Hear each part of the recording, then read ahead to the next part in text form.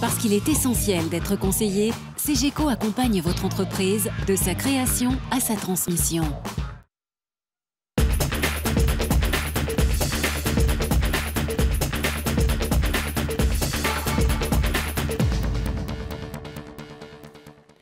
Bonjour et bienvenue dans Lyon Décideur. Le marché de l'immobilier d'entreprise a reculé dans l'agglomération lyonnaise en 2012. Après une année 2011, il est vrai, record.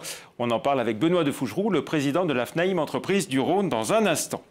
À retenir en bref aussi les chiffres d'affaires annuels de GL Events, de Orapi et de Acta Record, le coup de colère du BTP et puis la satisfaction des partenaires sociaux dans la région après l'accord du 11 janvier dernier.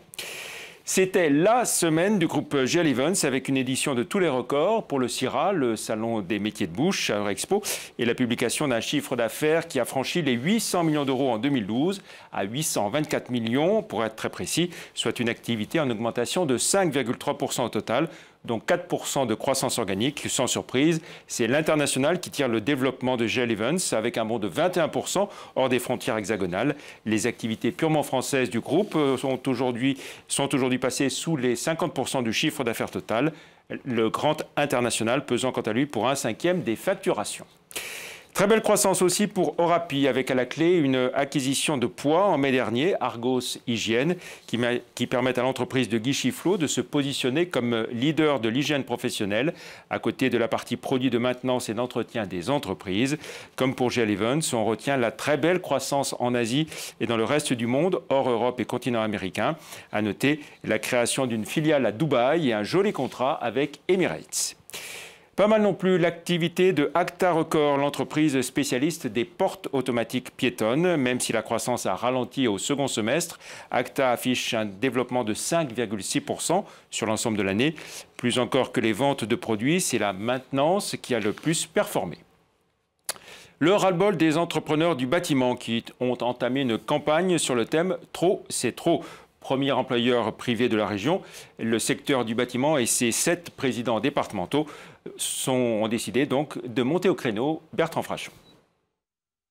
Les artisans du bâtiment mobilisés aujourd'hui à Lyon dans le cadre d'une campagne nationale intitulée « Trop, c'est trop ». Ils réclament au gouvernement des mesures pour soutenir leur activité. Symboliquement, ils ont donc revêtu la marinière façon Montebourg et le casque bleu-blanc-rouge. Dans leur collimateur, notamment le projet de hausse de la TVA. L'autre point, c'est d'éviter des concurrences déloyales qui rendent nos entreprises beaucoup plus fragiles.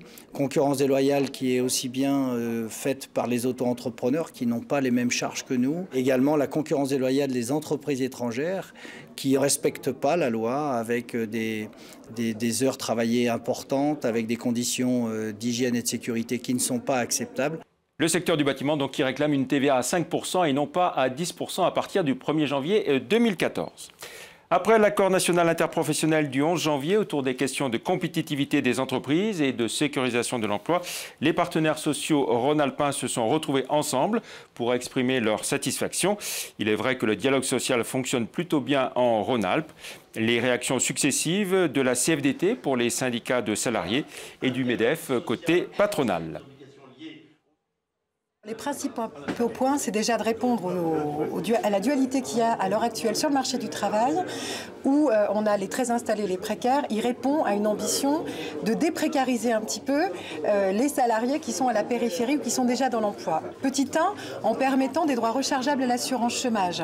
À l'heure actuelle, quelqu'un qui perd son emploi, qui bénéficie du chômage, quand il reprend un emploi, il perd les droits qu'il avait gagnés auparavant. Donc là, on a travaillé sur sécuriser à la fois les droits pour les chômeurs, de donner une complémentaire santé à tous les salariés. À l'heure actuelle, il y a 4 millions de salariés en France qui ne sont pas couverts par une complémentaire santé. Je crois qu'il y a un mot qu'il faut bien retenir, c'est le mot équilibre.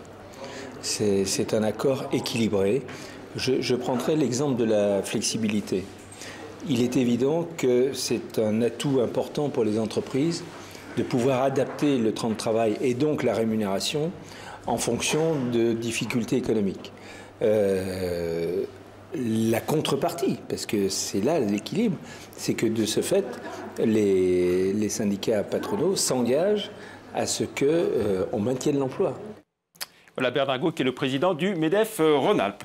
On retrouve à présent notre invité, Benoît de Fougeroux. Bonjour. Bonjour. Vous êtes donc président de la FNAIM Entreprise du Rhône et puis par ailleurs directeur régional de BNP Paribas Real Estate. Alors, vous venez de présenter donc le bilan annuel du marché de l'immobilier d'entreprise dans l'agglomération lyonnaise. 2012, on va dire, année moins faste que 2011, assurément. Moins 29% pour la demande placée en bureau l'an dernier. 185 000 m² contre 260 000 un an auparavant. C'est l'effet ralentissement économique ? Pas exactement. Pas exactement. D'abord, on sortait d'une année 2011 qui était exceptionnelle, avec 260 000 m² placés et surtout des méga-deals. Parce que autant on a une baisse de près de 30% en volume, mètres carrés placés, autant en nombre de transactions, on est quasiment stable par rapport à l'année précédente.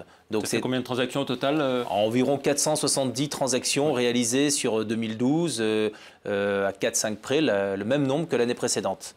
Donc c'est très clairement l'absence de grandes transactions qui a fait défaut sur l'année 2011 par rapport à l'année 2012, par rapport à l'année 2011, pardon.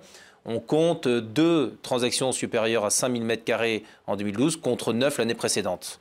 Donc en dehors de ça, on peut dire que voilà, les fondamentaux restent bons Les fondamentaux restent bons, absolument. On ne va pas faire d'angélisme non plus, mais quand on regarde au quotidien, les sociétés sont toujours là, expriment des besoins, elles sont beaucoup plus soucieuses de l'immobilier qu'elles ne l'étaient auparavant. Mais aujourd'hui, l'immobilier, qui est le poste de coût numéro 2, est regardé avec grande attention par les groupes, quelle que soit leur taille. Les prix n'avaient pas un peu trop monté par ailleurs ? Non, les prix restent stables. Pour ça, Lyon reste très raisonnable. On est sur des loyers qui augmentent à une vitesse plutôt normale selon l'indexation. On est sur des valeurs qui ne flambent pas, donc on ne connaît pas le problème que l'on peut subir dans des mégalopoles telles que Paris ou autres, ou Londres, où on atteint de 100 ans des valeurs qui dépassent l'entendement et tout d'un coup la bulle se dégonfle. On ne connaît pas ça à Lyon. Alors si on essaie de détailler, on a vu les bureaux, la partie locaux industrielle, qu'est-ce que ça a donné ? Le bassin industriel lyonnais est bien connu pour sa solidité. Pour la 3e année consécutive, on confirme cela avec plus de 300 000 m² placés, c'est-à-dire même plus que les 2 années précédentes. Et là, on est plus que sur une stabilité, parce qu'on a fait exactement le même nombre de transactions entre 2011 et 2012. Il y avait un nombre de mètres carrés qui est identique.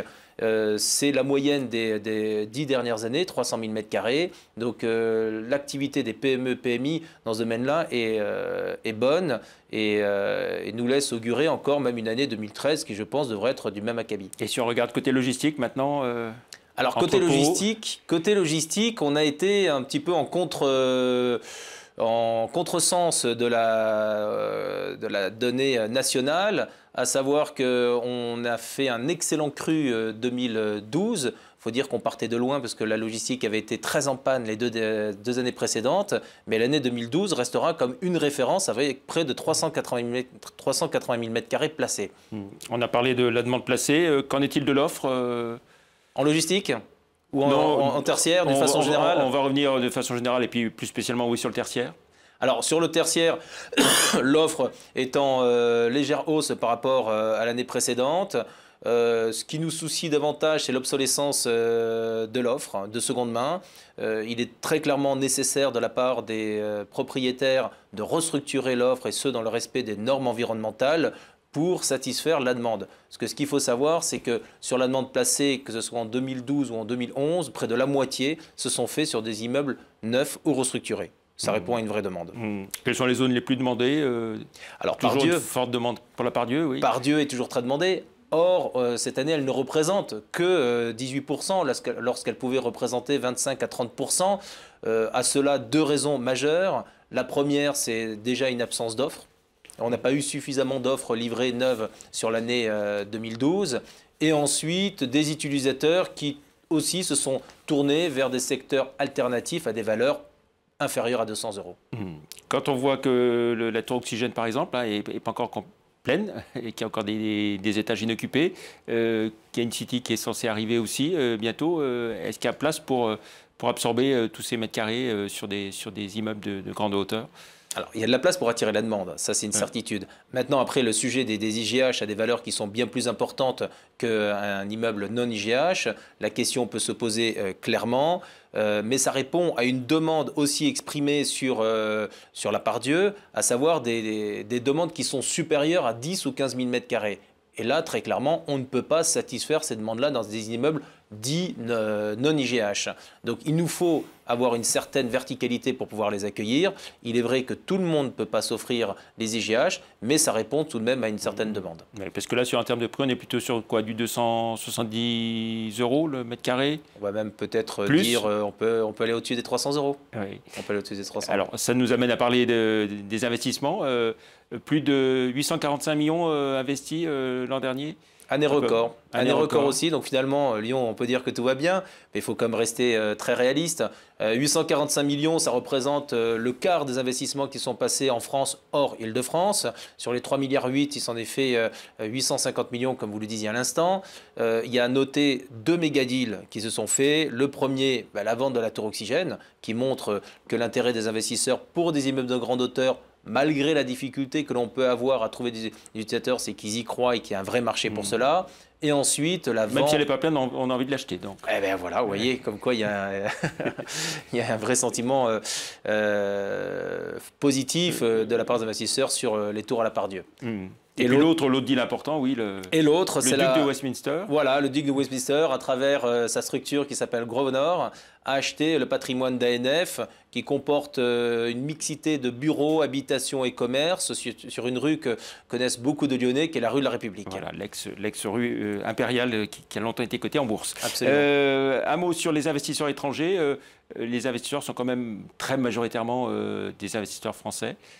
Alors oui, sur les nouveaux investisseurs, parce que les investisseurs étrangers restent sur Lyon, ceux qui ont acquis leur portefeuille il y a 3, 4, 5, 10 ans sont toujours présents. Près de la moitié des immeubles détenus sur la Part-Dieu le sont par des étrangers, notamment beaucoup d'Allemands. En revanche, les nouveaux investissements réalisés depuis 1 an, voire 2 ans, sont faits essentiellement par des Français. 80%, si on enlève notamment Grosvenor sur la rue de la République, la plupart des gros investissements, même moyens, sont faits par des Français.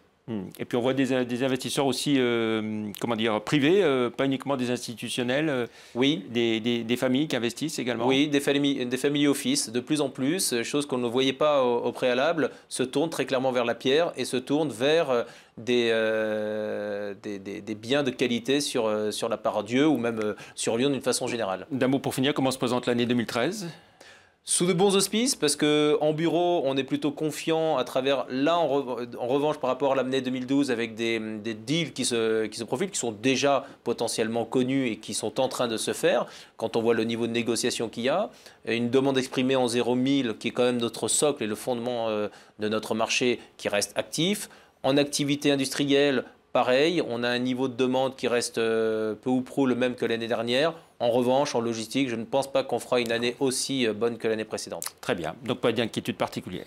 Pour l'instant, pas d'inquiétude, mais de la vigilance tout de même. Très bien, merci beaucoup Benoît de Fougeroux. On se retrouve la semaine prochaine pour un autre Lyon Décideur. Merci, au revoir.